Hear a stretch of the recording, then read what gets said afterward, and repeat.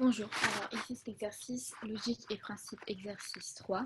Donc on a une bibliothèque, 5 livres qui sont rangés de façon suivante. Donc on va déjà faire 5 traits pour pouvoir les ranger. 3, 4, 5.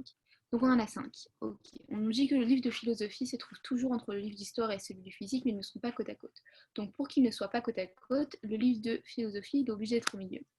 Parce que si il est ici, il sera à côté du livre qui est là, vu qu'il est entre deux livres, et s'il est ici, il sera à côté du livre qui est là, vu qu'il n'y a pas de sixième place. Donc ici, on a philosophie, en sachant que histoire et physique, ils sont sur les extrémités. Ici, histoire ou physique, et pareil, de l'autre côté, histoire ou physique. Ici et là. Ensuite, on nous dit le livre d'anglais se trouve toujours à côté du livre d'histoire sur la gauche. Le livre d'anglais, il se trouve sur la gauche du livre d'histoire.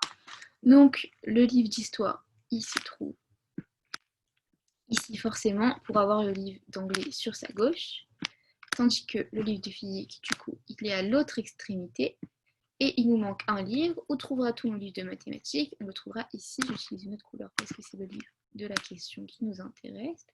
Donc, le livre de mathématiques, il est à la deuxième place entre la physique et la philosophie.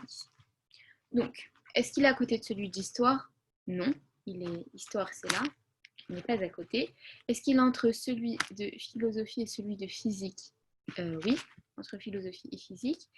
Il n'est pas à gauche du livre de physique, il est à sa droite, c'est ici la physique, et il n'est pas à droite du livre de philosophie, il est à gauche. Donc notre réponse, c'est la 2. Voilà.